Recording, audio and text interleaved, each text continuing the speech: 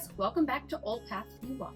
I am prepping dinner because it is a busy Tuesday and the kids are out of the house and I have 10 minutes to myself. So here we go. We're going to talk about ways that my husband and I are intentional with our kids. I'm going to try to make it brief.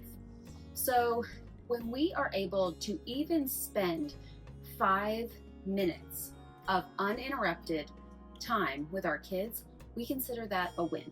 Because I feel like no matter what capacity level you're at, you can always afford 5 minutes. And hopefully it's more than that, but some days that is all I have capacity for. I've been talking about that we are trying to adopt ways of old in that basic principles of just slowing down, being intentional, being still, and being with people, making eye contact, having conversations, building relationships, and building our kids and not just existing in this life. And so these are just some practical ways that we go about our daily rhythms to have intention with our kids. So the first one is we tell them stories of long ago.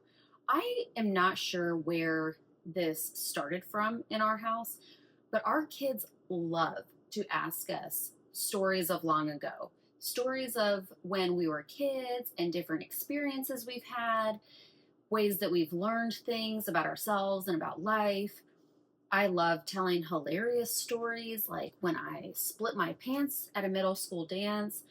Our daughter just wants me to say that one on repeat, and it's just as painful every single time I tell it. It's fine. But this is something easy that we can do while we're working alongside of each other or we're having a meal at the table. It's just something that we can talk about and they can learn about us. And talk about a brain activity for you, especially if you're tired and maxed out and in the middle of trying to concentrate on something. This one's a hard one, but it's actually a really great memory activity for me to remember, like, wow, I had a really fun, exploration-filled childhood, and I'm appreciative of that. The second thing is writing notes to your kids. I cannot take credit for this one. This is all my husband and his creative pants. It's wonderful. There are a couple mornings a week that the kids will come downstairs and they will see a message just for them on a whiteboard that's in our living room. And it can be something encouraging or a certain discussion prompt for us for the day, or just a reminder that he's thinking about them and he loves them, which I think is just so stinking sweet. The next one, we eat meals at the table. Now, if we are out and about doing whatever, obviously we can't do that. But if we're at home, we eat every single meal at the table. And I understand that this is not practical for every family in every season of life.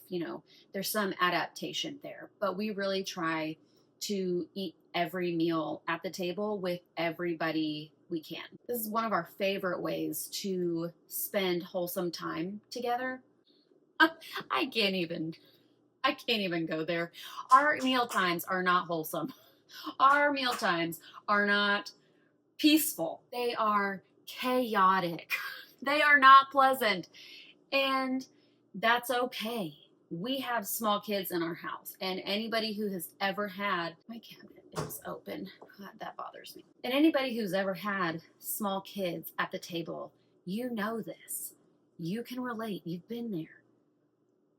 But what an important practice to bring into our rhythms every day and to build that habit in our family structure now, so that when they are a little more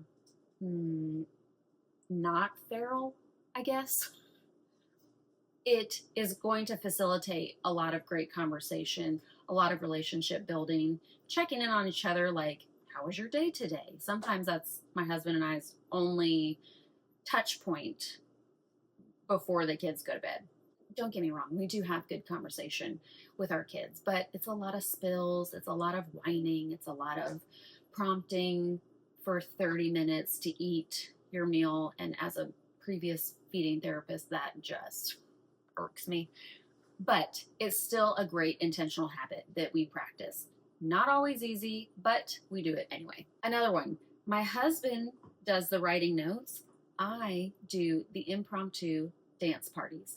This is just something that I feel like is really for me because I just need to blow off some steam every once in a while, and my kids happen to be there and enjoy a good dance party too. It's a good way for me to blare Shania Twain or some kind of 90s, something nostalgic for me. I just like to play the music and we can dance our hearts out. And it's actually regulating for all of us because we all get that physical movement in. We're all being goofy and silly and hopefully not getting injured on, magnet tiles that are on the floor. It's just a good way to let loose for just 2 minutes at a time. Another one, we do a lot of reading in our house and we read a lot of children's books, but my husband is actually really good about reading books that are a little bit above their age level. So one of the book series that we're doing right now is called The Wingfeather Saga. This is so wonderful for our family. We are kind of obsessed, but it doesn't really matter what you're reading to them as long as it's appropriate. You can be reading anything to them because it's teaching amazing literacy skills and attention skills. We just love reading. Another one, and I mentioned this one before, we do walks with our family.